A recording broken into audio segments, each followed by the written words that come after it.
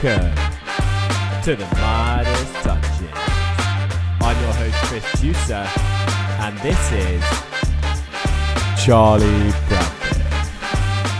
Welcome back to another episode of the Midas Touches, but it's not just any old episode because it is our Royal Ascot preview. Charlie, only a few days to go until the Royal meeting starts. The excitement is right up there, I think, with some of the best days, some of the best weeks in the year. How are you feeling?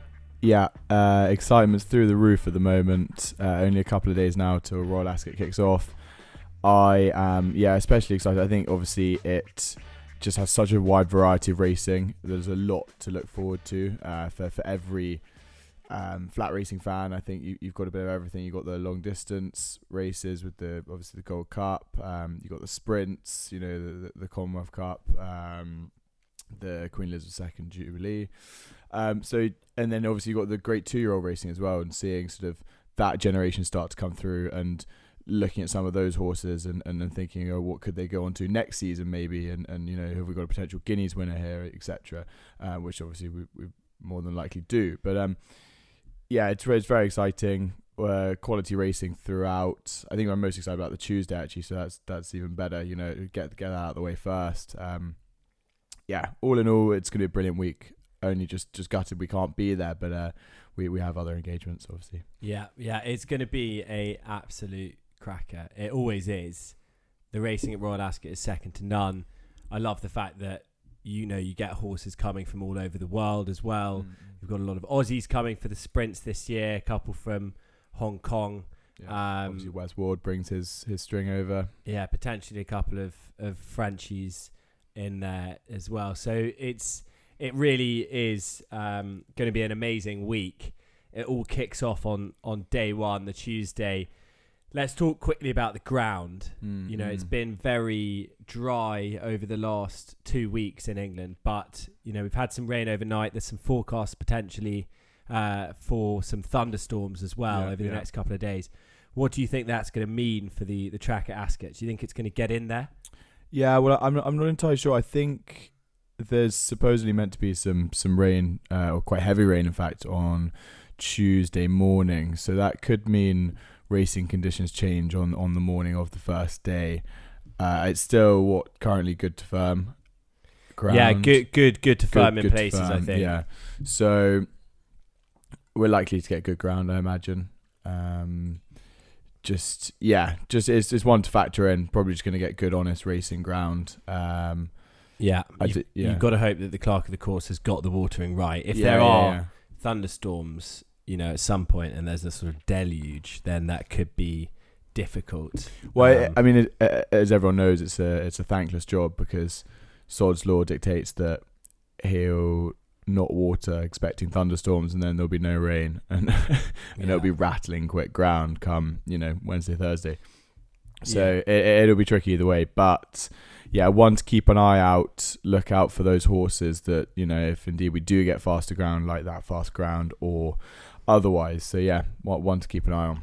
Let's get stuck into the racing. The way we're going to do this, we're going to tackle the biggest races from each of the days racing, focusing on the group action. Let's start with day one, which is kicked off with a race called the Queen Anne. The Group 1 over a mile, and our current favourite is the Lockinge winner, Modern Games, at 2-1, sort of joint favourite with Inspiril, who is trained by the Gosdens. Frankie looking to get on the board with his first ride at Royal Ascot this year and his last year in the saddle. Native Trail 7-1, Chindit 14s, Mutabasek Mutasabek is 18-1. How do you see this one going? Inspiril, clearly a really strong winner last year at Royal Ascot, but Modern Games, a globe-trotting superstar for Charlie Appleby. Yeah, no, Inspiril won well last year at Royal Ascot, obviously. I think, again, Modern Games has been so disrespected slightly in the market. I don't think 2-1's fair about a horse that's possibly, certainly up there with the best milers around at the moment, judged on that Lockinge win. I know people may question the horses in behind, but he won it well. He's now won 5 Group 1s in 4 different countries, which is pretty spectacular. So he definitely deserves respect to the top of the market. He, of course, did also finish in front of Innsbruck on Champions Day last year, coming second behind Bayside Boy that day. So yeah, I think it's probably, as you sort of slightly alluded to there, it may be something to do with the Frankie factor, and that he's, it's his first ride of the Royal meeting, of his last Royal meeting. So maybe punch the latch on a bit to that. I'd take Modern Games over Innsbruck, perhaps, of the top 2 in the market. But actually, I think I'd look further down. I think there are a couple of good each-way value bets here for the first race. One of those would be Chindit. I remember writing the big race preview for the Lockhinge and saying that I have a lot more confidence in Chindit if the race was run at Ascot.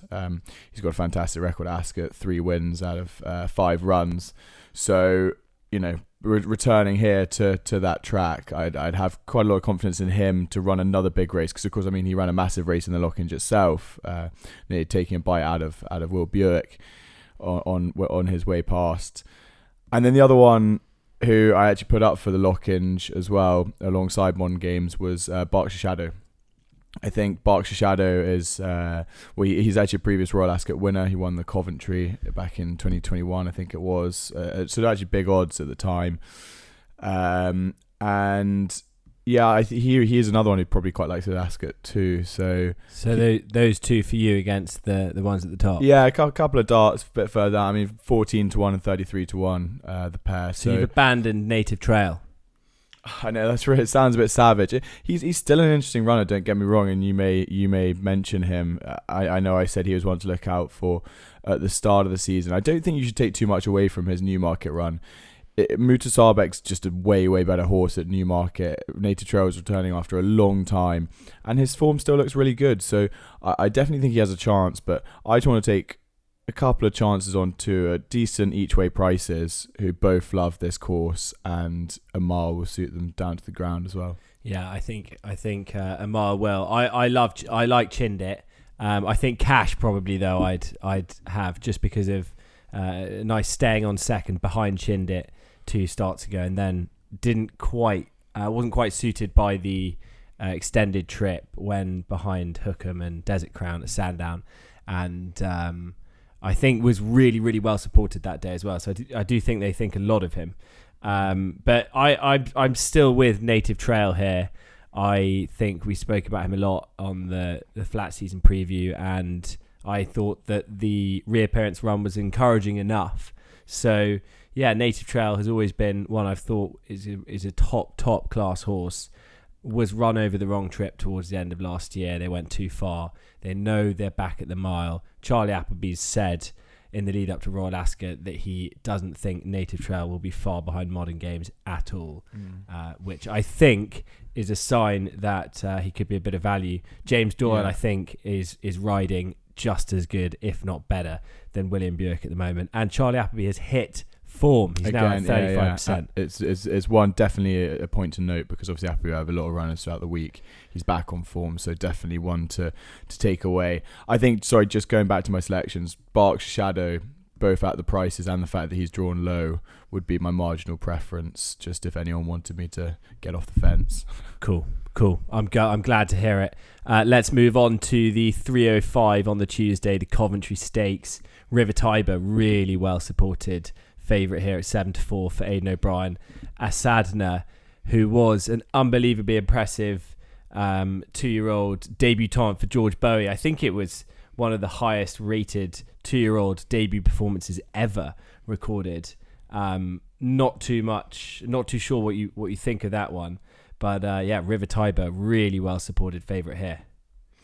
Yeah, the horse that came second that day went and then finished 8th at Epsom, 10 lengths behind Bobsleigh, who also comes to this race. So, obviously, visually it was massively impressive, but can you really hang your hat on it? I'd probably say no. It's a tricky one. For me, the most impressive 2-year-old performance I've seen this season is actually River Tiber. I think he looked quality at Nace. Actually, I know he won his Navan maiden by 10 lengths, but at Nace he looked really, really impressive again. and I think slightly annoying. We were saying before, I'd actually fancied one in here pre-Dex called Unquestionable, who ran at the Curragh when I was out there for the Guineas meeting, and he doesn't turn up here. He's not going to come to Royal Ascot for whatever reason. So I think maybe that even gives a stronger case for River Tiber, who, as I say, was visually very impressive in both his runs, really. He's going to be a strong favourite here, it looks. I think the one other sort of angle I may look at would be the Marble Hill Stakes form. Again, the race run on Curragh weekend, Irish Guineas weekend. It's actually sort of quite recently been quite a strong pointer for Royal Ascot success. The last three winners of the Marble Hill at Royal Ascot, there was Blackbeard, who came fourth in the Coventry, Fairyland third in the Albany, and Caravaggio first in the Coventry. So pretty strong form there. Give Me the Beat Boys was the horse that won that race this year. It was a sort of three-way finish. The other two horses haven't actually turned up for this race, so interesting that they're sort of perhaps swerving this one. Noche Magica and His Majesty for Aidan. Jess Harrington's obviously in really good form at the moment, and Frankie Dettori is definitely a plus on the jockey bookings. So Give Me the Beat Boys at 4-1, I think, be pretty interesting. Should run a big race. If you do like that Marble Hill form, I'd also say Buy-in is pretty overpriced at about 50-1, given that one finished only 2.5 lengths fourth in that Marble Hill race. So 50-1 seems a bit of an underestimation of that one's ability, especially as that one won on debut. So, has got some potential. So yeah, I think Give Me the Beat Boys would be just whereabouts I land, but I think the market tends to get the Coventry right. So It does. Although we have had some big price winners. Nando Parado, 150-1 winner just a couple of years the ago. Coventry actually does, because Berkshire Shadow as well was. Yeah, I think Berkshire was sort of 12-1. It's an interesting one. Yeah, you should always go back and look. I would have to look again, but because some of the 2-year-old races they do get it really right, and then other times you do get those big surprises. But yes, you're probably right. Anyway, what do you think? Oh man, it's such a difficult race. I'm surprised to see bobsleigh as big as 28-1. I think the Woodcut's usually a pretty good race, and surprised to see that one 28-1. I genuinely can't have a bet here though. I think that River Tiber is too short at 7-4. I wouldn't be backing a horse in a race with, I think, up to 20 runners at Ascot. It's going to be a bit of a cavalry charge. And the draw is going to be so important. And these guys, the 2-year-olds are so unexperienced here. Anything could pop out the pack. So yeah, I think that bobsleigh's got some good experience, and Eve can train winners. So yeah, I'd probably say bobsleigh each way would be my play here, although I wouldn't be particularly confident on it. Fair enough. Yeah, low draws sort of helped in more recent times. River Tiber and Give Me the Beat Boys both drawn low for this. Yeah, but it'd be interesting. A good 2-year-old race to start off the festival, to be fair. Yeah, it is. The meeting, rather. Let's move on then to another Group 1 on day one, the King's Stand Stakes. These horses will be travelling very, very fast up the Ascot Straight. Highfield Princess is favourite at 5-2. Then our first Australian Raider, Cool and Gatta, is 7-2. Mannequin 5-1. Bit of money for that one recently. Dramatised 7s. Cannonball is at 12s. How are you looking at this market? Couple of Raiders. Our old friend Mitt Bahi in there at 25-1 as well. Well, I was definitely going to give that one a shout out. I think if you think the Coventry's hard, this race is just ridiculous. Like, in my mind anyway, like, I look through that and obviously I think we've spoken about this before on this podcast, but you like to have sort of as little unknown factors in a race. Your horse ticks as many boxes as possible. This, you look through, you like a couple of them, and then they've got sort of quite a big negative against them. I mean, the two that strike to me are Cool and Gatta and Dramatised, who both on paper have showed some really good form. Interesting that Cool and Gatta comes over here from Australia. There are a couple of others who could have been really interesting to see here as well, who haven't come over. but they've both got really good form. But then they're 3-year-olds, and 3-year-olds don't often win the King's Stand. That said, so there's only been one winner in the last 12 years, and that was Lady Aurelia back in 2017. Soldier's Call and Liberty Beach both did go close in 2019 and 2020 respectively. So it's not impossible to do, and Coolangatta did look pretty good, or has looked pretty good out in Australia. And obviously what you had last year with Nature Strip showing that the Australian sprinting form is probably a cut above the English form at the moment, at least. So maybe you want to side with that one around 7-2. I would genuinely give a shout out to Mick Bahi. I think I obviously tipped him as a sprinter to follow this year. His reappearance run was pretty promising. I think he was drawn on the wrong side of the track that day, and a sort of stiff 5 furlongs at Ascot would probably help him here.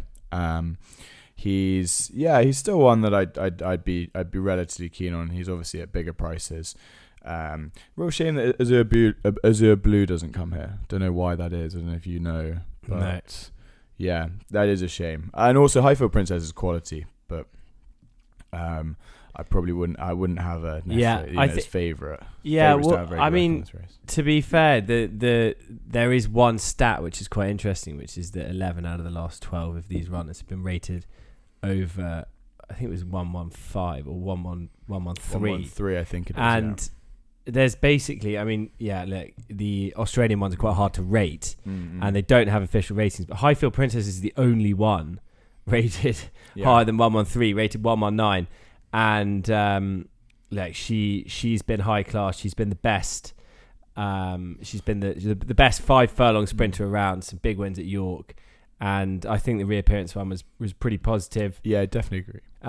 John Quinn has also had a couple of winners in the last couple of days, which is definitely encouraging for Highfield Princess. She's going to be drawn sort of in the middle of the pack. It's going to require a good ride from Jason Hart under very pressurised situation, riding a Royal Ascot favourite. But I do think that Highfield Princess is definitely the right favourite, and I think potentially there's even a bit of juice in that price at 5-2 now that she's had the reappearance run. Yeah, so I definitely didn't mean that she shouldn't be favourite. I misspoke there. Like what I meant to say is favourites don't have a good record in this race. It's an interesting race though, because it seems definitely like it seems weaker than years gone by. You can imagine the Batashes, Blue Point used to be great. It used to be a really, really good race, and but the difficulty was it was actually like there's quite a lot of cannon fodder further down the market. Like you got 2 really good horses at the top of it, which we still could have here in Coolangatta, who's a 3-year-old, of course, and Highfield Princess, who is quality and probably underestimated time and time again. So I agree, she's my favourite. Equilateral is one who's I was just about to say, I think Equilateral for a place is a really good bet. I think it's a great bet. I think there's no chance Equilateral wins this race, but came 5th in the race last year, 2nd the year before that. And actually has been in, I think, some of the best form of his career. Completely agree. Far. Completely agree. I think, that's maybe, what price is he at the moment? 33-1. 33-1 as an each way bet. Buick on board. Yeah, I quite like that. Just a place bet. Yeah, quite nice. Equilateral to place, Highfield Princess to win. For me and Charlie, you're going to side with Coolangatta at 7-2. Yeah, I will. I think the Australians are just probably a bit better, to be honest, sprinting wise anyway. Right, let's move on then to the final race that we're previewing on day 1, the St James's Palace Stakes. This is the coming together of the 2 Guineas champions from either side of the Irish Sea. First of all, Chaldean, as people apparently are supposed to call him. 9-4, the Newmarket Guineas, the English Guineas winner. Paddington, 9-4, the Irish Guineas winner from Aidan O'Brien's stable. And then Cicero's Gift, 5-1 for Charlie Hills. Mustabashir is 9-1. Isaac Shelby, who ran very well in the French Guineas, is 10s.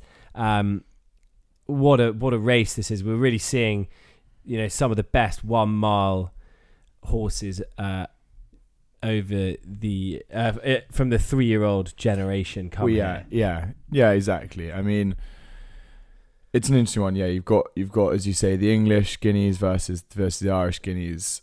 and I'd say they're pretty closely matched, to be honest. You've got quite good yardsticks in Galeron and remind me of the other... High Royal, exactly, yeah.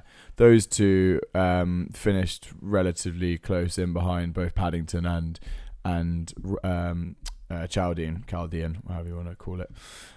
So, yeah, I think it's quite hard to pick between the two. Maybe marginal preference for Paddington, but of course Aiden's just so good over in Ireland that those results can sometimes flatter horses. So, yeah, I it's a difficult call between those two. Cicero Griff's an interesting one, obviously. I mean, currently unbeaten, but the form of that Goodwood race really doesn't look like all that much. So I wouldn't necessarily be too sweet on that one's chances, though still pretty unexposed and interesting, bringing a different form line in.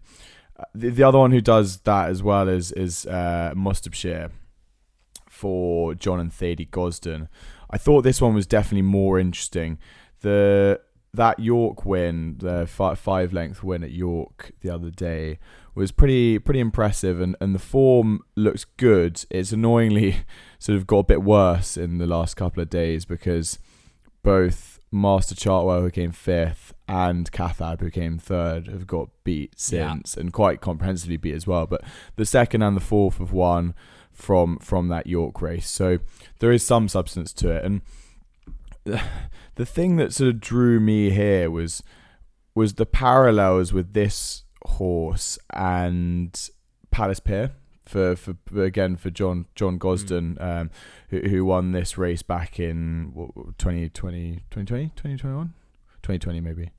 Anyway, because they were clearly both horses that just weren't quite ready for the Guineas.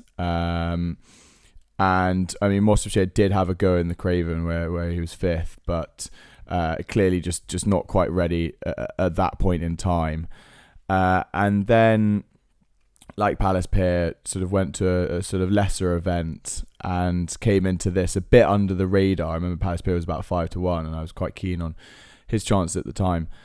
So I see a lot of parallels here. It's a bit of a hunch maybe, but I mean, Mustapshire is a very nicely bred horse as well. So the Dam bred Mostadaf and Nazif obviously being a multiple Group 1 winner. So this one's very nicely bred. It's a bit you're betting on sort of promise rather than known form, which I don't like so much. But at 9-1, maybe that's the sort of the price you pay. So yeah, maybe tentative one for Mostapshire, bringing in some different form into this race. So yeah, I'd go for him. Yeah, I think for me it's genuinely a toss-up between Chaldean and Paddington. I think one of them will win it. I think they're probably quite far clear of the others. If I was going to hang my hat somewhere, probably Paddington, just because won pretty impressively and looked a little bit more comprehensive than Chaldean, although Chaldean was very good, but you also have to factor in the ground conditions that day. It was soft ground. Yeah. So it was a bit of a muddle of a Guineas, really, wasn't it? Yeah. It's a really, really difficult race. Could you forgive Royal Scotsman? No. No, you couldn't. Well, I mean, maybe you'd say it was too bad to be true, and at that price, potentially,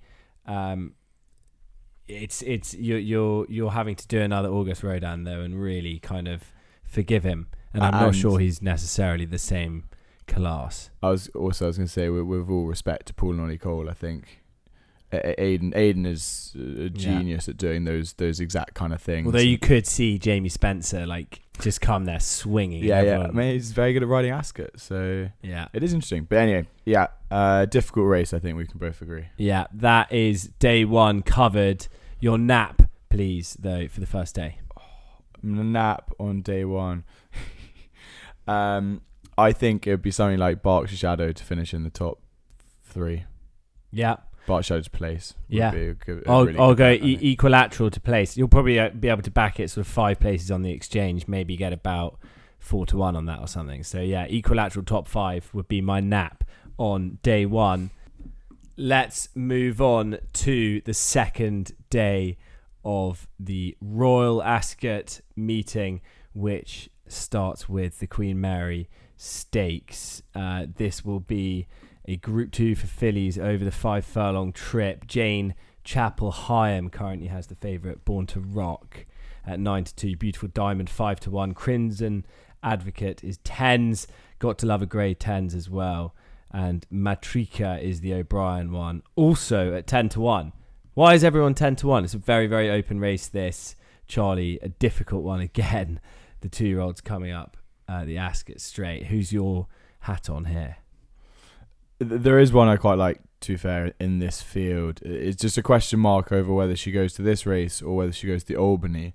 She won her debut over 6 furlongs, so maybe better suited to the Albany rather than this 5 furlongs, but she's certainly got plenty of pace as well. So it'd be a bit of a toss-up. You want to just wait till declarations on that one. But the one I like here is Matrika for Aidan O'Brien.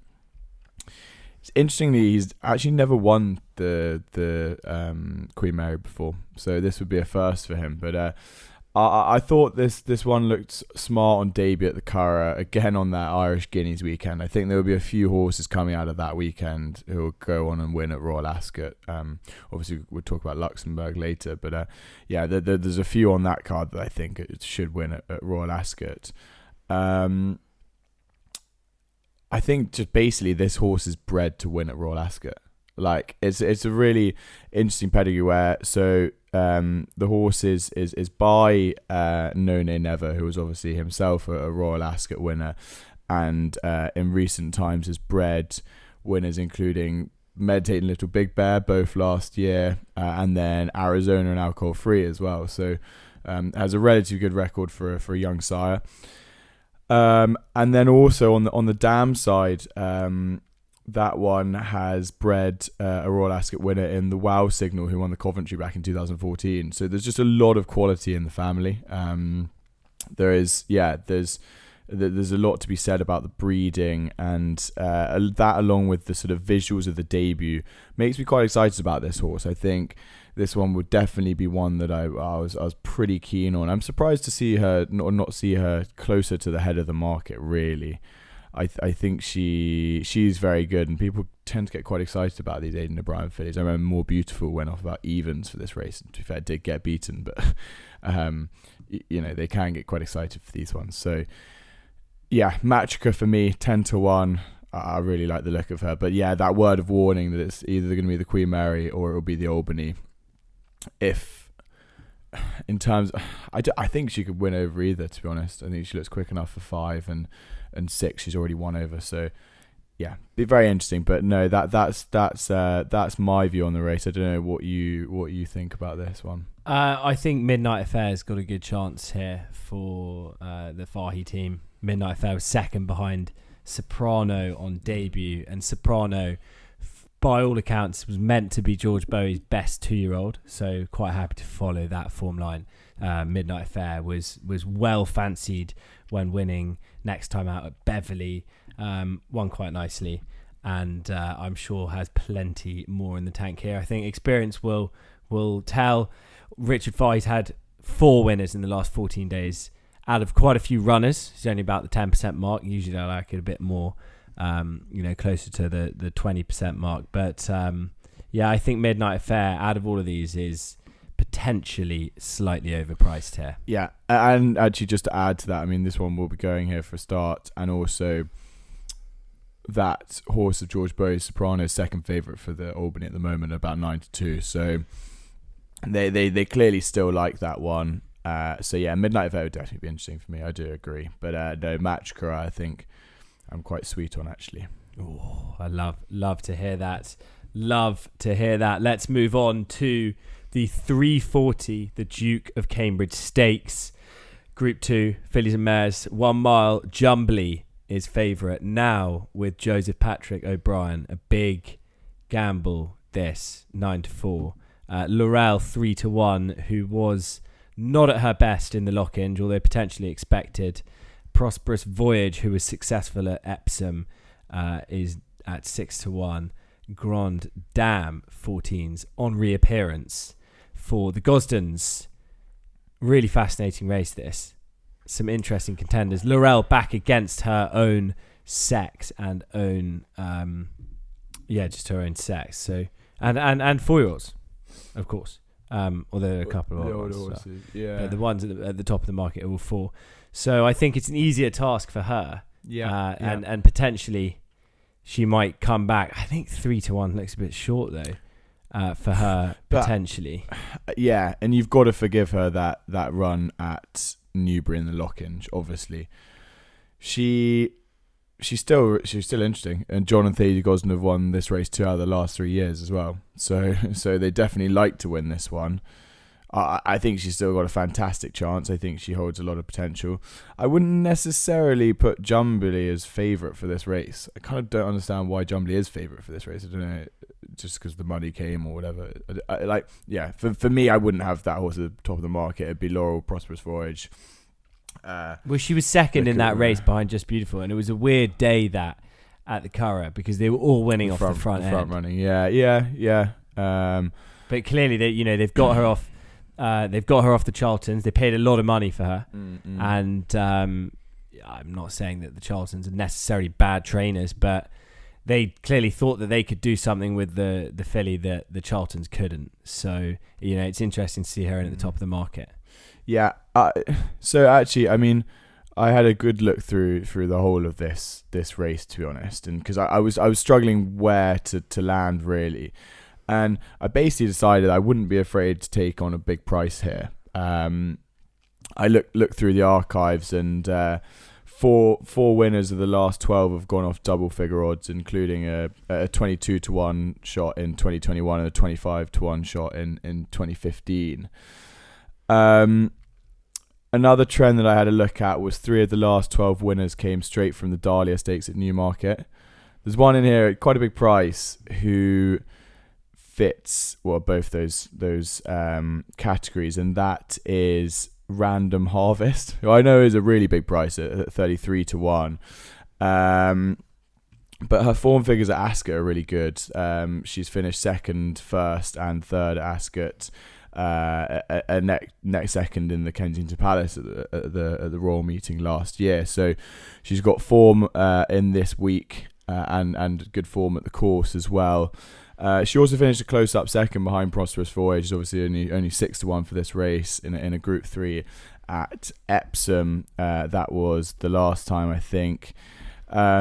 So, I mean, I know she's a big price, but it's quite interesting that she does tick a couple of boxes here, and the course form would be interesting for me. And I think just with the fact that I've got a question mark over a couple of the ones closer to the top of the market, it might just be worth taking a horse who's a bit further down there. I say the other one that's really interesting, but I wouldn't back personally is how to say that? Amena. Yeah, Roger Varian said if she does turn up here, then keep your eye on her. Yeah, but they may actually go for the Falmouth Stakes instead. Right, because she's not been seen since the 1,000 guineas last year. Was it last year? Yeah, 2022 it was. Yeah. But I mean, very interesting still. So yeah, she'd be a cool one. But no, for me, I think Random Harvest at a bigger price is interesting personally. Definitely. I think Laurel, interesting. When I first looked through the race, I thought she looked good. I actually was quite taken by Grand Dame when she ran the first 2 starts of her career were very good. She kind of bombed out last year during the Royal Meeting in the Coronation Stakes, but I think she's got more of a chance here to run well. John Gosden managed to bring Innsbruck back after a big layoff last year to win, so I think Grand Dame's interesting. I'm happy to take on the top 2 in the market here. It's not a race I want to have a big play in. I don't think Prosperous Voyage is going to be that well suited to Ascot. I think she likes a sort of a track where you can just sort of gather speed, and Ascot's pretty stiff as they go. So yeah, I'd be against her here. I'd take a chance on Grand Dame here, but it's a difficult race, and currently quite a weird market. So I'm quite happy to not really have a big play in it. Yeah, no, fair enough. But do look at the bigger prices. It's happened before in this race, so be interesting. Yeah, definitely. Let's move on to the big one on the Wednesday at Ascot, the Prince of Wales Stakes, 1 mile 2 furlong. This, for me, is one of the best races of the whole week. 100% Luxembourg, 2-1 favourite. Adayar, a Derby winner, 9-4. My Prospero has had a lot of money come for him, 7-2 after an encouraging run in the Lockinge. Baybridge, 4-1. Dubai Honour, 16s. What are your thoughts? Mate, I mean, firstly, I'm in complete agreement that I think this is the race I'm most excited for in the whole week, I'd say. I think this lineup between the top 4 certainly in the market, and then Dubai Honour is even interesting at a sort of bigger price. But the top 4 there are all sort of top quality performers.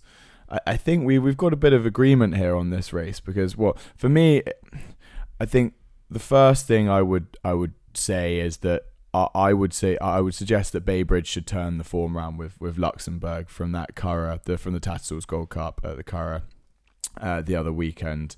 I think he was a bit unlucky in running where he got sort of boxed in at the wrong moment going up the straight. And yeah, you could say he had time to go past Luxembourg, but at that point he's already lost his momentum and he's had to get going again. I wouldn't necessarily say that. Well, the other thing I'd say is it was a great front running ride from Ryan Moore as well, who was riding really well on that weekend. Aidan was having a great weekend in Ireland. It's a different kettle of fish.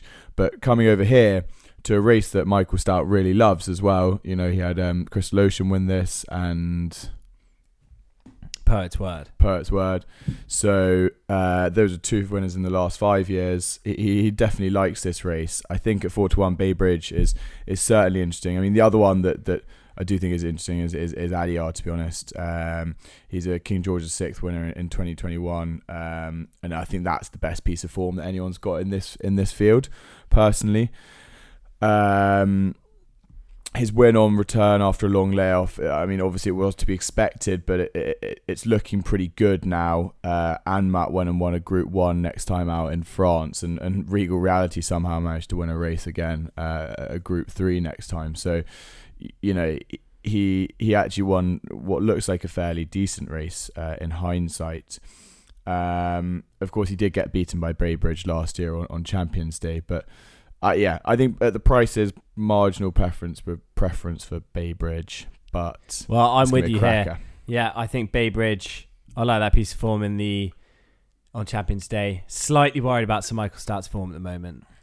He's been really patchy. He was really hot at the start of the season, then went into a bad patch, then got really hot again in a little bit of a cold patch now. So I'm hoping that he can get a couple of winners over the next few days to give me a bit of confidence. Maybe that price will get a bit bigger. If he doesn't, I think he's the bet at the prices at the moment at 4-1. Second in the race last year behind State of Rest, and Richard Kingscote is going to be looking to prove Michael Stout wrong after losing the ride on Desert Crown. So yeah, I think it's a big week for Richard Kingscote. This is a huge ride for him, and if he can win this, it's going to put him back at the top of Sir Michael Stout's thoughts for sure. Nap on the Wednesday. I think given we're both in agreement, we should go for Baybridge, right? Yeah. Baybridge 4-1. That is the Wednesday all covered. Right, day 3 then, and it's going to start with the Norfolk Stakes, 5 furlongs. Wesley Ward's always had a good record in this race. Favourites have not. None of the last 12 favourites have won. This favourite at the moment is Elite Status for Carl Burke, 13-8. American Rascal, 3-1. Big hype horse that. Asadna is 8-1, but more likely to run in the Coventry on day 1. Johannes Brahms, 10s. Notcha Magica is 10-1, although potentially also going earlier in the week, I think, as well. No. Going to come here? Yeah. Okay. Who's your pick here? Such a difficult race. It is a difficult race, definitely. As you say, Wesley Ward has won this race before. Shang won this race a couple of years back. American Rascal, I mean, I don't know anything about American form, so I can't pretend to know what he beat, but he did it by 10.5 lengths very easily. Odds-on favourite on debut. he's obviously an interesting one. Also got Fandom in here, once race winner as well. So those two be respected. Quite interesting that we've got George Weaver. I think he's an Australian trainer, isn't he? Or is no, he's not. Anyway, he's American as well. But so yeah, a few American horses in here.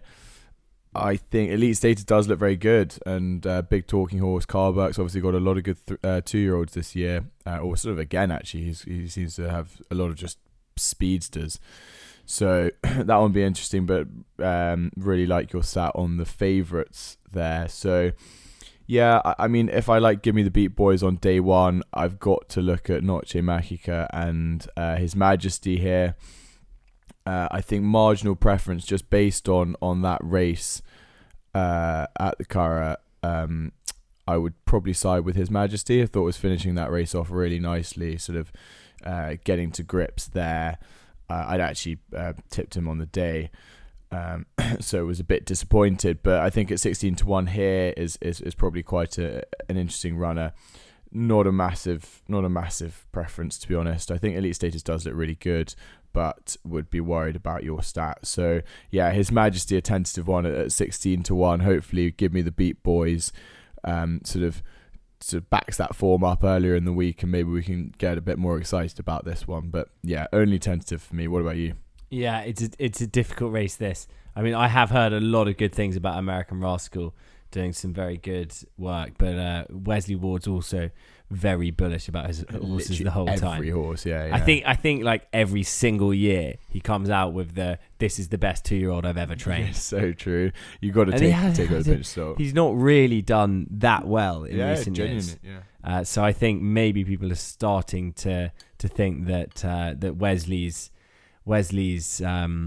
info isn't potentially the shrewdest. However, you know, he is a very good trainer, and these ones are just rockets over the 5 furlongs. So, you know, I respect American Rascal a lot. Happy to take on the favourite at the moment, although, you know, won't necessarily be the favourite on the day. Fahey's won the last 2 with the Riddler last year. Bombay Bazaar and Malk are his runners here. Currently, both also in alternative races on the week as well, so it's difficult to know which one's going to turn up here. I thought Thunder Blue looked really good at Goodwood last time. I'd maybe take a chance on this one. You know, I think he beat a good and well fancied horse in Warm Spell there quite takingly.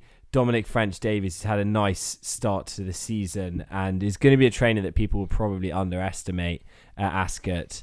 So yeah, I think these ammo ones, they're glued up at the start of their careers, and I think they'll be desperate to get some winners at the Royal Meeting this year. So yeah, I think Thunder Blue for me is one of the bigger price if he turns up here, which should happen. You know, it's his only entry of the week, but also entered up later on in the season. So you never really know. A lot can change. We're recording this, you know, 4 days before the racing, so a lot can happen in the field. But yeah, I'd take a chance on Thunder Blue here, I think. Nice, sounds good. Let's move on to the 340, which is the Ribblesdale.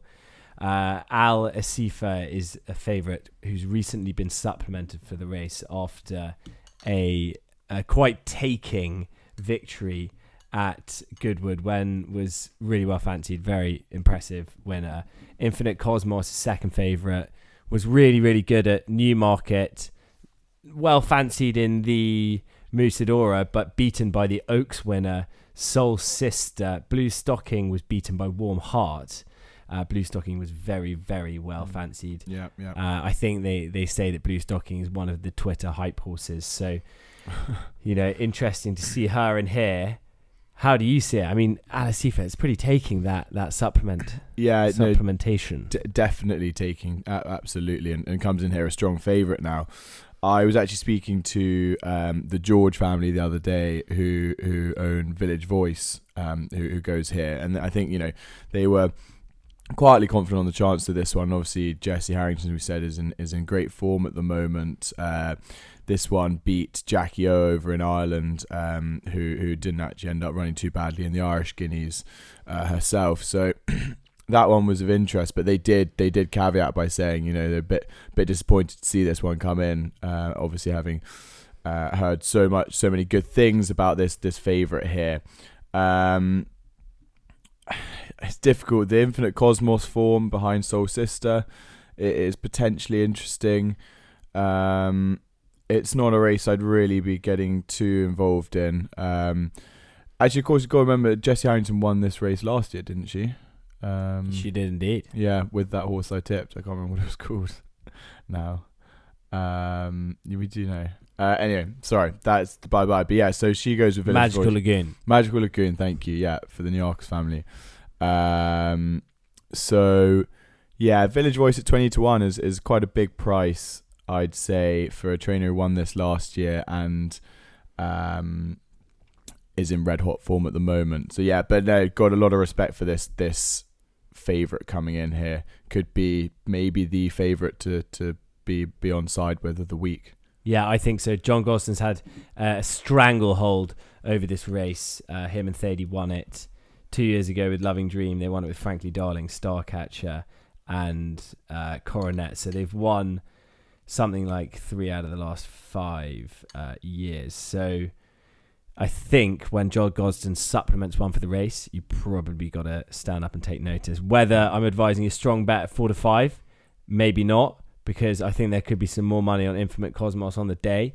But yeah, I think Alasifa, if you can get around evens, it's probably not a bad bet. She probably will go and win this. So yeah, I'm with the favourite here, I think, even though I do think Infinite Cosmos can run better than she did in the Musidora. Yeah, John and Thady have got, or John and then Thady more recently, have 4 of the last 6 winners of this race. 4 of the last 6, is it? Which is that. I mean, that's a brilliant record. You've got to take note. Yeah. Let's take note of that. Let's move to the 420, the Gold Cup, arguably the biggest race of the week in terms of history. We think that the biggest race of the week is the Prince of Wales.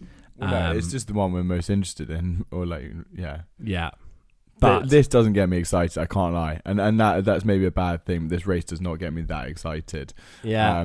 I put up a post earlier in the week with that picture of the Big Orange and Order of St George in the background, which was obviously just an unbelievable renewal of that race. One of the great races, I think, a Royal Ascot in recent memory, at least in my mind, anyway.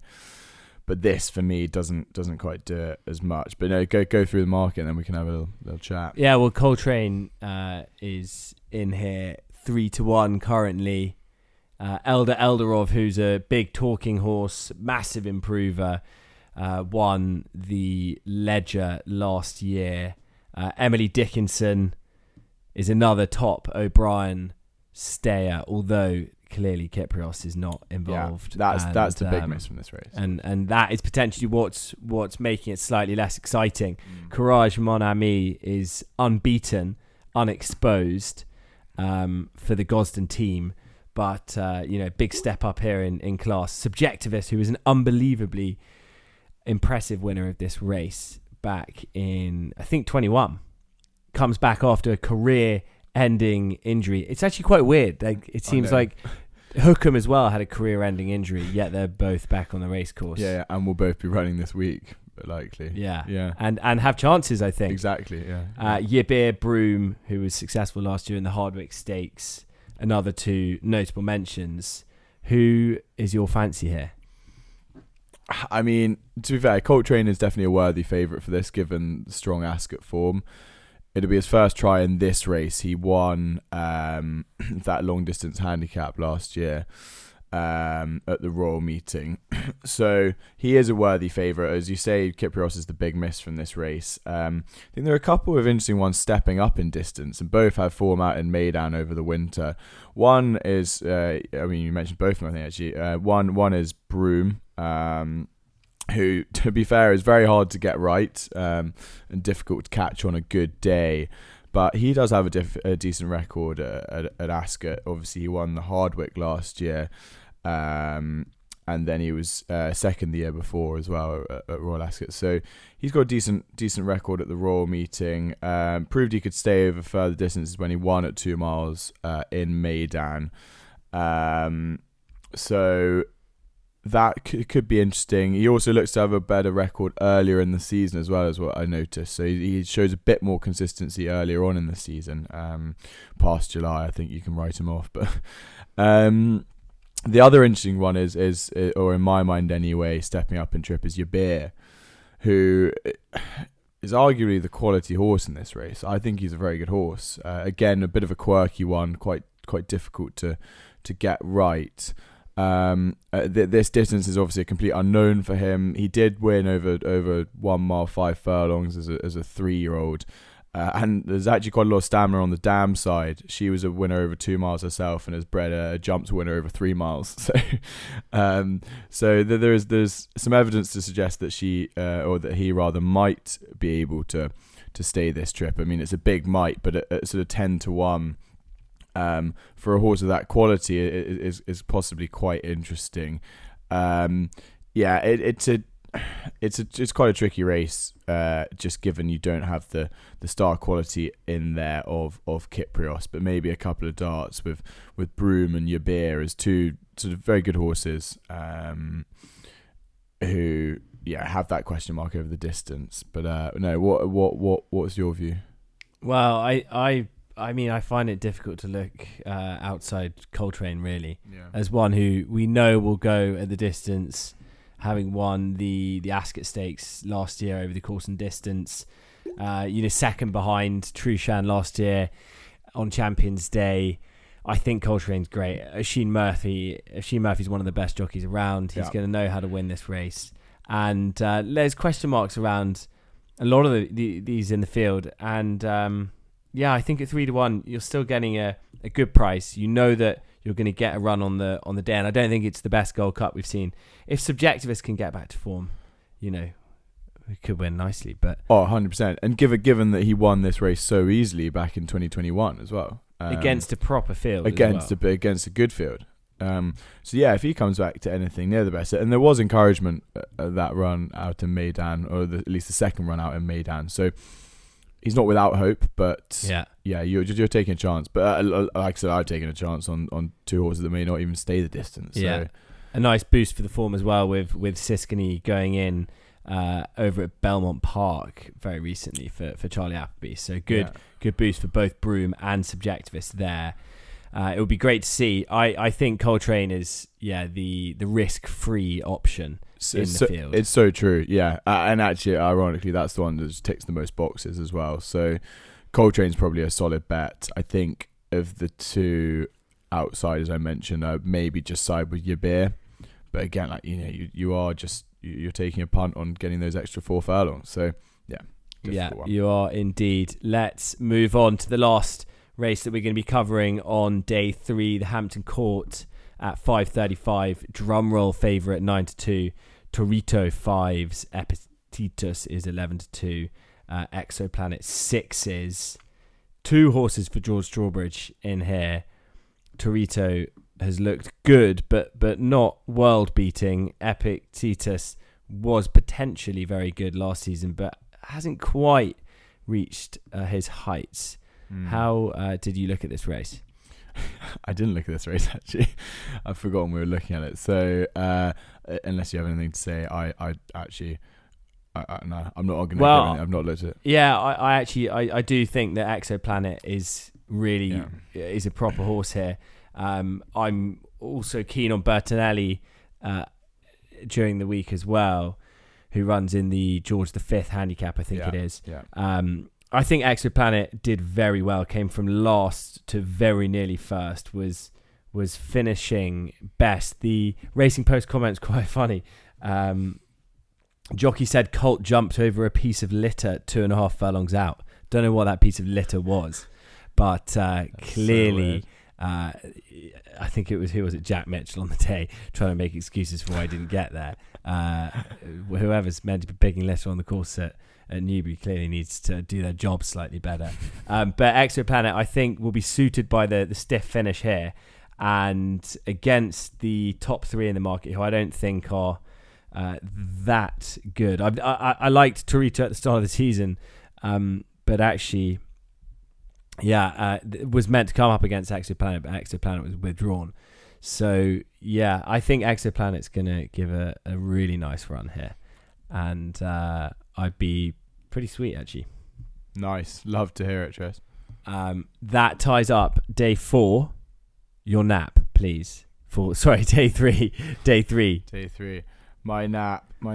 Oh, God. It's not my favourite day, to be honest, but I'd probably have to go for His Majesty in the Norfolk.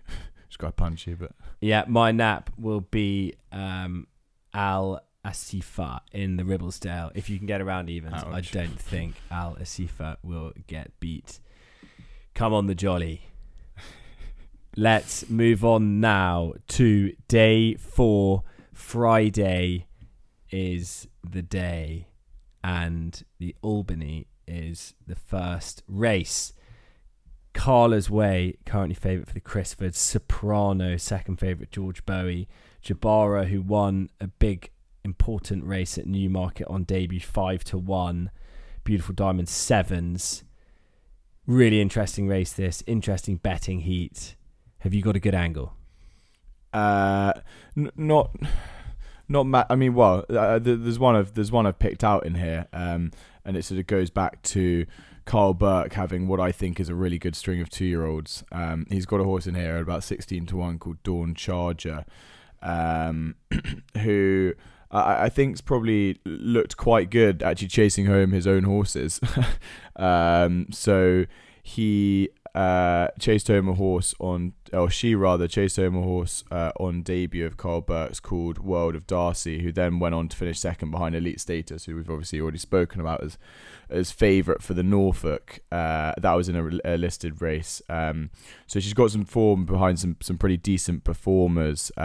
She's also already a winner at the course over the 5 furlongs, to be fair, but this being over 6. But she looked really good when stepping up to 6 at Carlisle. Absolutely pinged the gates and just ran them all down, basically. It was much better than that field, to be honest. So, yeah, she was interesting. Carl Burke won this race in 2020 with Dan Dalla.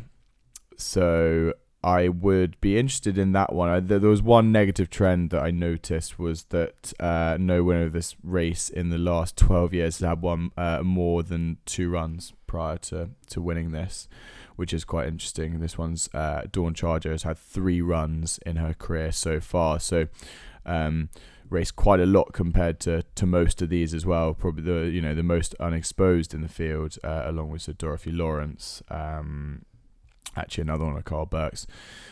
But yeah, I thought Dawn Charge was interesting. Obviously, Matchka has ended up in this one as well, so just watch out where she goes. If it goes without saying, but if she turns up here, as I said for the day 2 preview, I think she'll win. So she would be my selection if she turns up. But there's that question mark. She may well go to the Queen Mary.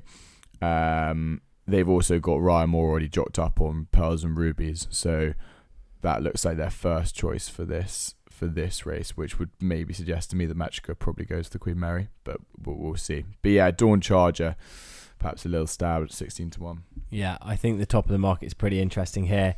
I was talking about Midnight Affair early in the podcast with that form line with Soprano, who in theory is George Bowie's best 2-year-old. I'm sticking to that.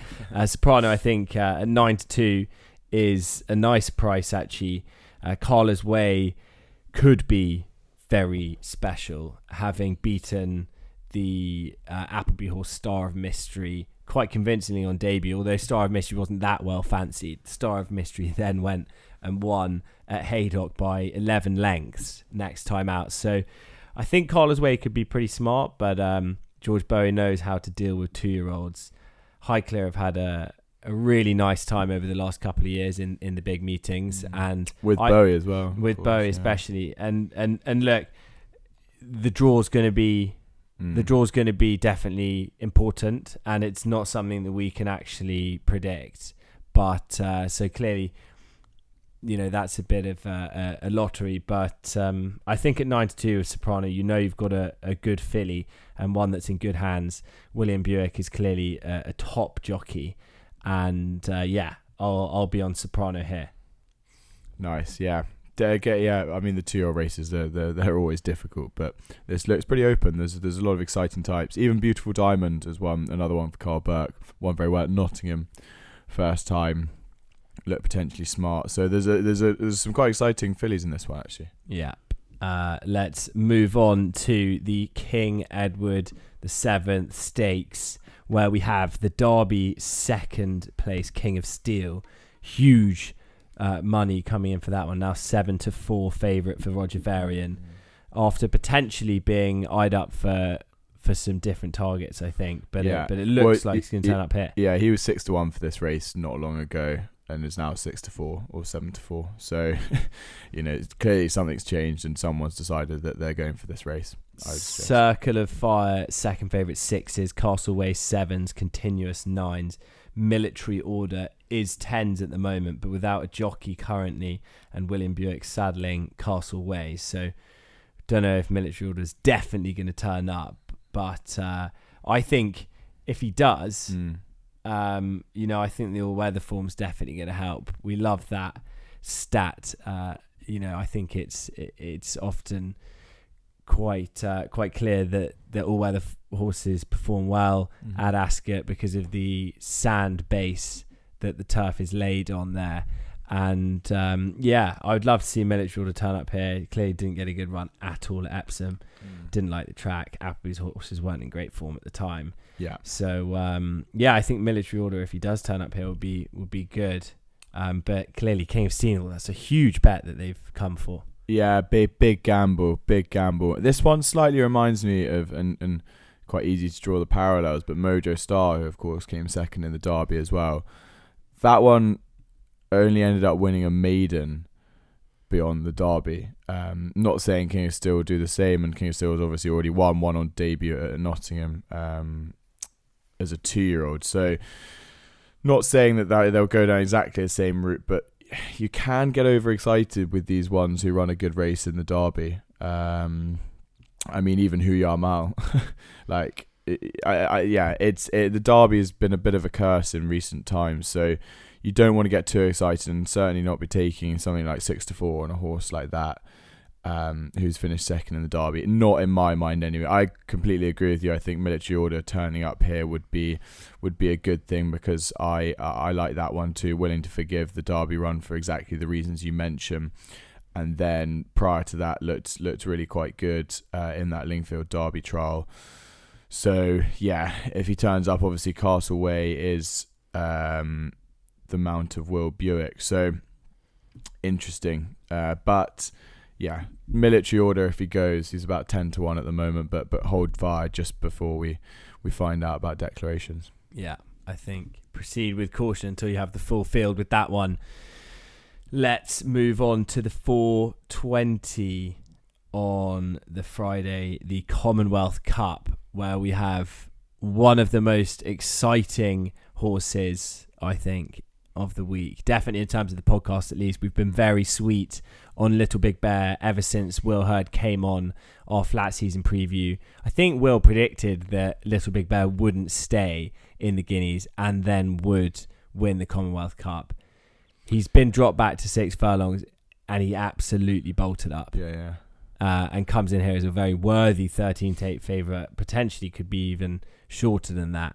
Sakir won the Mill Reef last year and was maybe unsuited by the mile at Newmarket as well.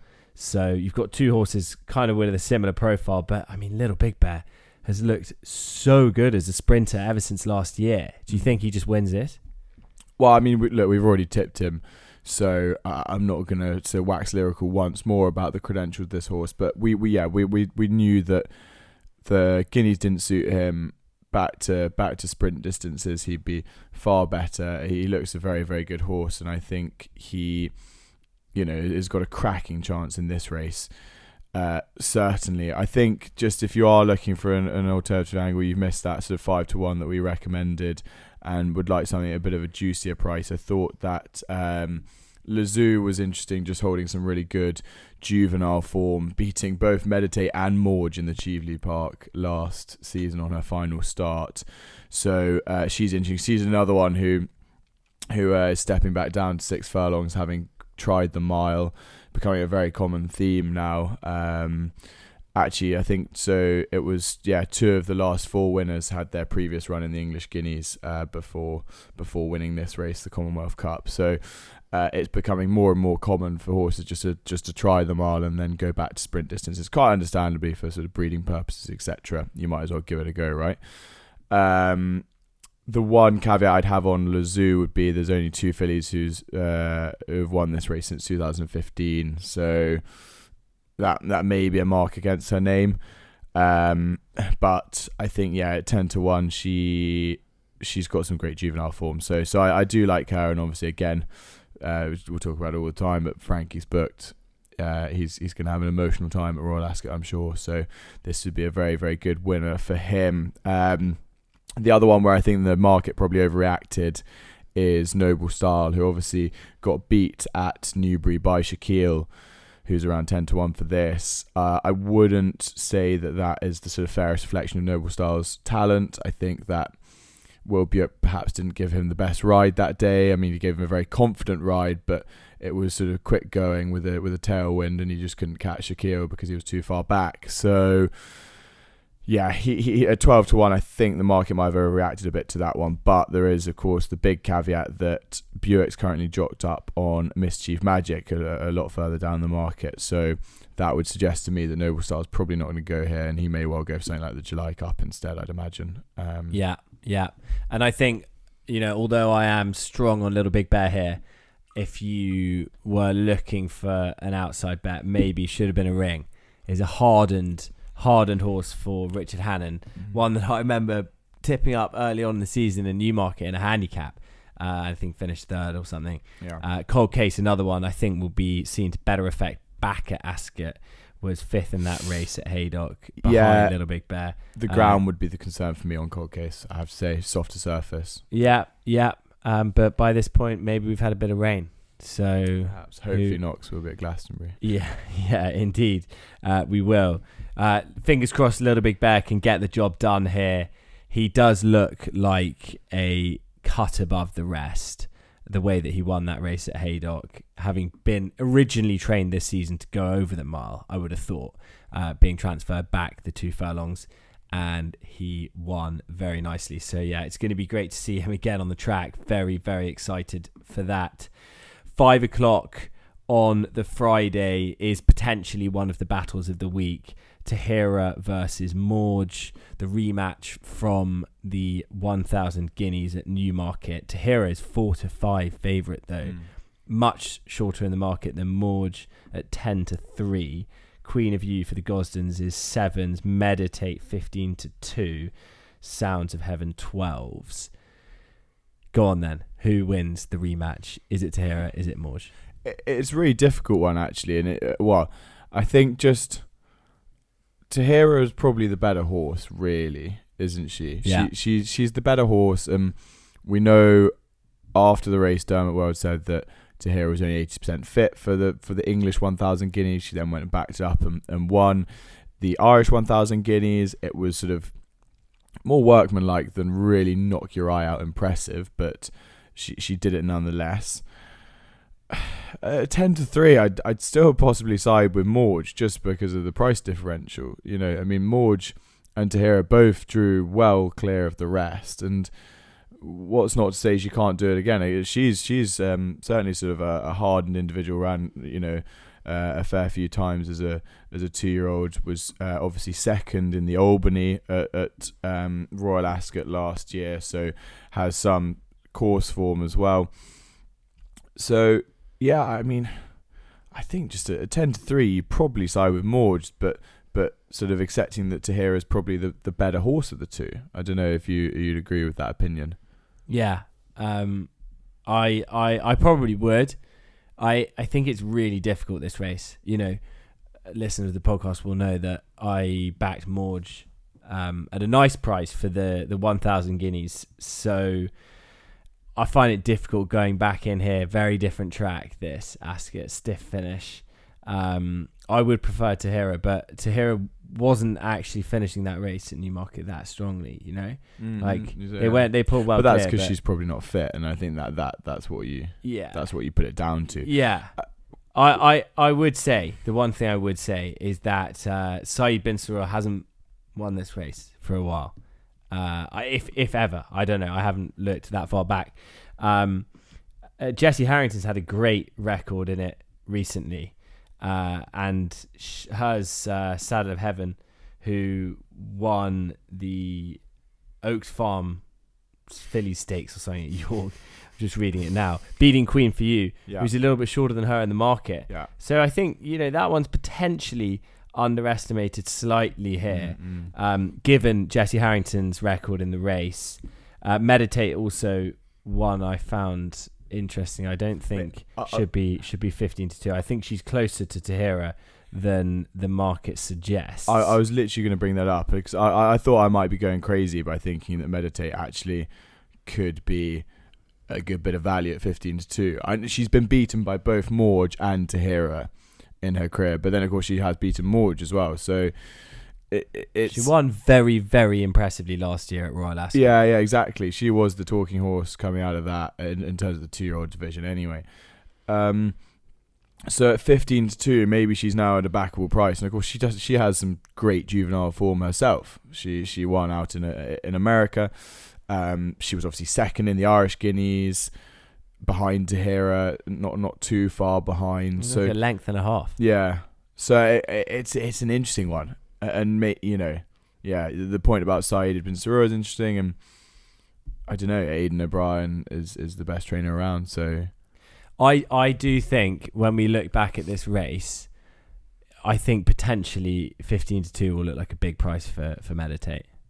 Yeah, I'm actually quite happy to weirdly I love it. We're jumping ship on both Morge and Tahira. I love it and go back, but that's fine. It's fluid. It's all good. It's all about situational betting. It is situational betting. Don't get sucked into the narrative. It's horses for courses. Yeah, and Meditate won at Royal Ascot last year. Aidan O'Brien is the top trainer. Ryan Moore is the top jockey, and 15-2 I think underestimates their chances here. Yeah. So that is why it'll be Meditate for me, even though Tahira has clearly been absolutely smashed up here.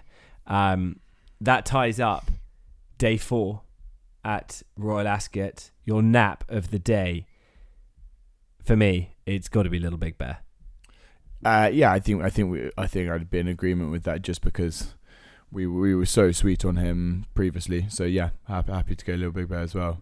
But I like how we're in agreement with Meditate. I agree. I think Meditate is a really interesting one for the Coronation Stakes. I'm looking at the camera now because I'm hoping that there's going to be a clip after Meditate wins, but we'll see. Let's move on then to the final day of Royal Ascot, day 5. We will be 2 days into Glastonbury. Hopefully there's enough signal that we can watch the races, maybe even put some Instagram stories up for you guys.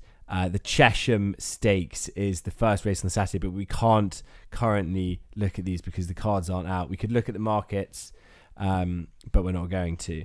So we're going to start with the QE2, the Queen Elizabeth II Jubilee Stakes, formerly the Platinum Jubilee. It's very confusing Stakes. How this is just changing name every time. Yeah, I know. At some point they got to sort that out. Why don't you call it the Jubilee Stakes? Yeah, that would make a lot more. Well, they call it the current Jubilee Stakes. Yeah, the current Jubilee Stakes. That's way easier. Well, the unspecified Jubilee Stakes. Yeah. The consistent the unspecified. Generic Jubilee Stakes. Yeah. Which is currently headed by Artorias, the Australian, at 4-1. Wellington, 6-1. Highfield Princess, who's probably going to run in the King's Stand. Maybe runs both if she wins well in the King's Stand. Who knows? But I don't think it's the plan. Sacred 9s, Kinross 10s. Rohan 12s, Al Sahel 14s. I'm going to open this with a stat, which is that horses aged between 3 and 5 are the ones to focus on in this race. And with that I'm all said, good. who's your tip? No, I'm all good. That's fine. You haven't burst my bubble. I'm gonna chuck a couple of darts here. I think. One, I will start with a very consistent performer at Ascot, and that is Rohan, who won the Wokium last year, didn't he? His form figures at the course read 1-1-0-1-1-4. And yeah, I just think his consistency at the course will stand him in good stead here. Obviously, his reappearance run was disappointing, I admit, but it's clear that it's taken him a run to get going every time after a layoff. So I wouldn't be too disappointed in that, really, in the sort of greater context. So he's one I'd have on the short list, and the other is another previous Royal Ascot winner, the Albany winner of a couple of years ago, and that is Sandrine. Nice. At about 20-1. I know you love this horse, actually. You've tipped this horse a couple of times before, I think. At Goodwood maybe once, was it? Yeah. Anyway. But I think it's really interesting she be stepping back to 6 furlongs again, which will be, well, she did run last time at 6, I think, but prior to that, it was she hadn't run at that distance since her 2-year-old career, which was obviously a very fruitful career. She was a winner of the Duchess of Cambridge Stakes, a Group 2 at Newmarket. She was third in the Cheveley Park as well, as I say, a winner of the Albany 2. So yeah, I think she's got a good chance here as well, based on that Albany win and the fact that she's coming back to 6 furlongs. She also beat Kim Ross in the Lennox Stakes at Goodwood last year, so shown she can mix it with the big guns here. And at 20-1 compared to Kim Ross's 10-1, I think she's probably a bit overpriced here. Yeah, very possibly. I'm actually going for one who ran against Sandrine last time. Run to Freedom at Lingfield. No, the winner of that race, Sacred. Oh. Who, if you remember from last year's Royal Ascot preview, Nick Bell said was catching pigeons on the Newmarket Gallops. Well, we can now see that she is catching pigeons on the racecourse as well. The way she won that Lingfield race was unbelievably taking. I think she's going to be seen to great effect here. Strong pace to run at over the 6 furlongs, drop back from the 7, which she's been running on recently. But, you know, she was 5th in the race last year, having a really strong finish there. A length back 5th. William Haggis's form is just coming to the boil. Sacred, really early in her career, was 2nd behind Campanelli at the Royal Meeting, so she's got some form here. Clearly 5th in the race last year, also really top form in that race. So yeah, I think the way that she won her reappearance was really, really taking. And we're getting a bigger price about her this year, currently at 9-1 than we were last year when she hadn't even had a run. Yeah. So yeah, it's a very good point. I think she's under bet at the moment, and it wouldn't surprise me if she went off a lot shorter once people look back at that Lingfield replay. She was one who annoyed me last year because she was always over bet. She went off favourite for every race, bar this race last year, and it was just frustrating. Like, you didn't want to take her at the prices. But yeah, 9-1, like it's a decent price. So yeah, we got a couple of darts there. I think Sandrine would be my preference. So we've got some close form ties there. Really, I think we like a similar profile here. Yeah, that is the Queen Elizabeth II Jubilee Stakes covered. Let's move on to the Hardwick Stakes, Group 2. Hookham, strong favourite here for Owen Burrows, who had a nice 2-year-old debutant win today. 7-4 for Hookham at the moment. Free Wind, who's been unbelievably impressive for the Gosdens at 3-1. Deauville Legend is 6's. Pile Driver comes back for the Muir and Grassick team. And Changing of the Guard is likely to be the next runner. Adyar going for the Prince of Wales. Changing the Guard is 10s here, and potentially Westover as well. Yeah, we're Changing the Guard may well go to the Gold Cup as well. It's possible. I don't know if he's dropped up for that, but yeah, it's an interesting race. I mean, for me, Hookham is just a top class horse, and as we said earlier, we're very lucky to have Hookham on the racetrack at the moment because he had a career-ending injury, which clearly wasn't career-ending. But it's great to see Hookham back on the race course. Really, really nice run out in Meydan. A close 7th in that race. It was a close 7th. I know, but it sounds weird, doesn't it? But he was miles back. I remember turning the home straight and actually managed to finish on quite strongly. That will be good. That will be helped at Epsom, and winning that race at Sandown, beating Desert Crown. Desert Crown looked to be in fairly good order there. Clearly 1 mile 2 is not going to be Hookham's best trip. 1 mile 4 is. So I'm very excited to see Hookham run here, and I think Owen Burrows will have him tuned up to the max. So I can't really look past Hookham here, to be honest. For as much as Free Wind is a really, really classy individual and will get the £3 fillies allowance as well. I don't know what you think. Complete agreement, really. I think Hookham. I was quite tempted to stick my neck out and say Hookham could be the favourite of the week, really.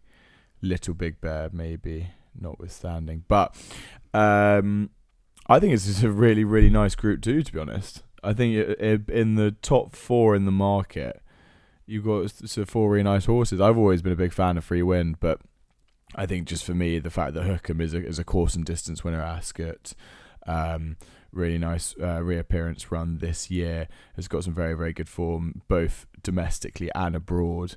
I think he's just a better horse, at least at this stage. Free Wind's been kept quite under wraps, actually, weirdly. Like, he has had an odd career. So I'm in complete agreement. I think 7-4 is a decent enough price for this horse. I think I seem to remember you can get your fingers burnt in the Hardwick, but I don't know. We'll hopefully not have that this time around. Yeah, fingers crossed. Just the 2 races we've covered on Saturday. What is your nap of the day?